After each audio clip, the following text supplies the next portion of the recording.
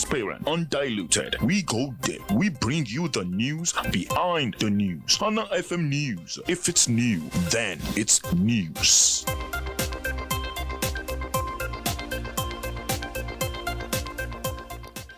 Good afternoon. Welcome to the World News at noon at on 103.5 FM.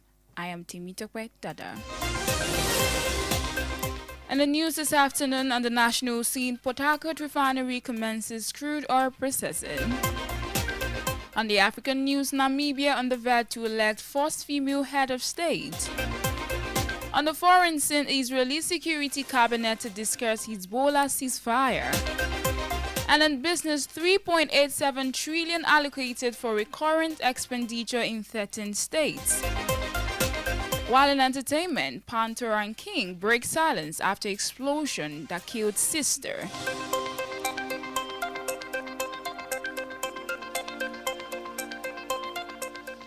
Now the news in detail.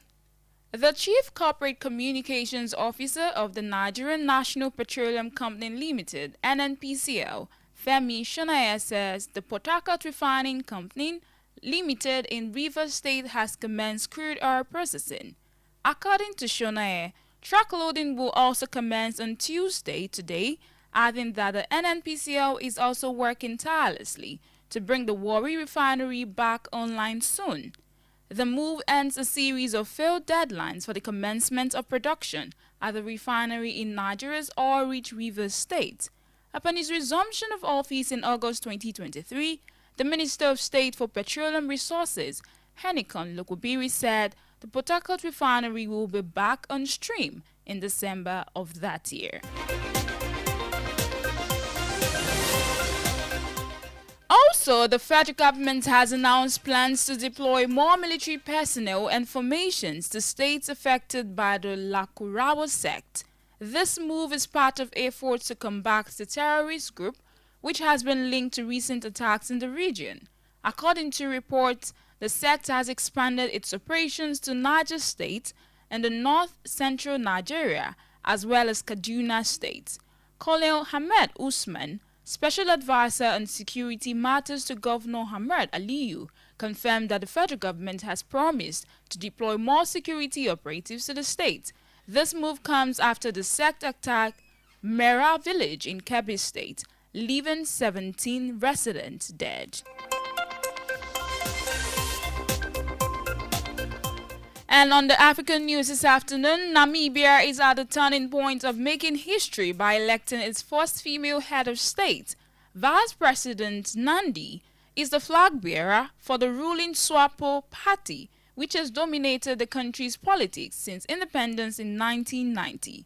If victorious, Nandi will join Tanzania's Samia Suluhu as the only female president in Africa.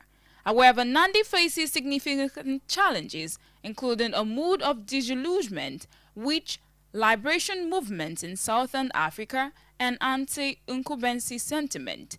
The SWAPO party saw a significant drop in support in the last general election, and the country is grappling with high unemployment, troubled government finances, corruption, and inequality. Moving on to the foreign scene, Israel's security cabinet is due to meet today to discuss a 60-day ceasefire deal with Hezbollah in Lebanon.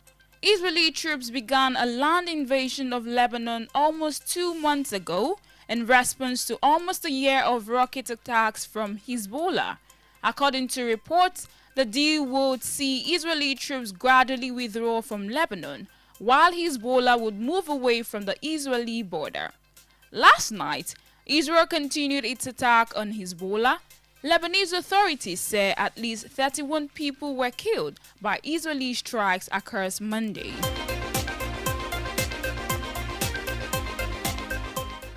And still on the national news, Donald Trump says he would hit China, Mexico, and Canada with new tariffs on day one of his presidency to force them to crack down on illegal immigration and drug smuggling into the U.S. The president-elect said that immediately after his inauguration on 20th of January, he will sign an executive order imposing a 25% tariff on all goods coming from Mexico and Canada. He also said an additional 10% tariff will be levied on China until the government there blocks the smuggling of the synthetic opioid fentanyl from the country.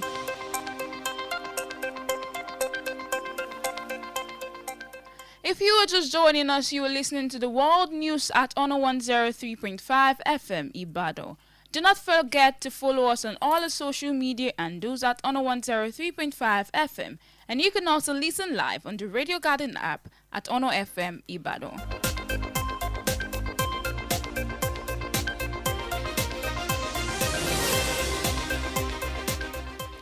And now to the business report.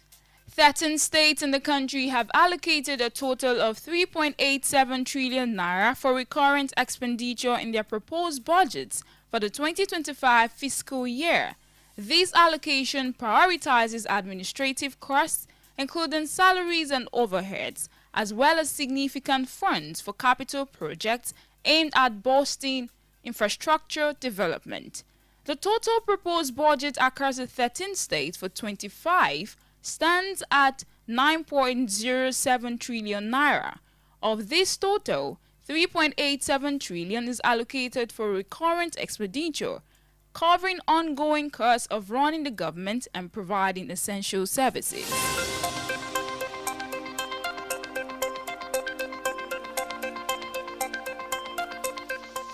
In the entertainment news this afternoon, famous Nigerian Afrobeat singer Pantoran King has finally spoken after the death of his sister Chioma and her husband. Chioma and her husband George Onwabuchi died after an explosion in their home a day after their housewarming ceremony. The couple were buried on Saturday, November 23, 2024 in Ebonyi State. Pantoran King, in a post on his Instagram story on Monday, November 25th, wrote, "Only heaven knows."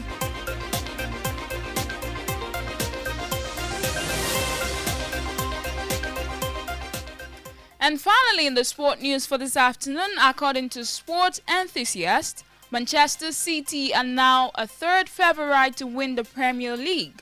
This follows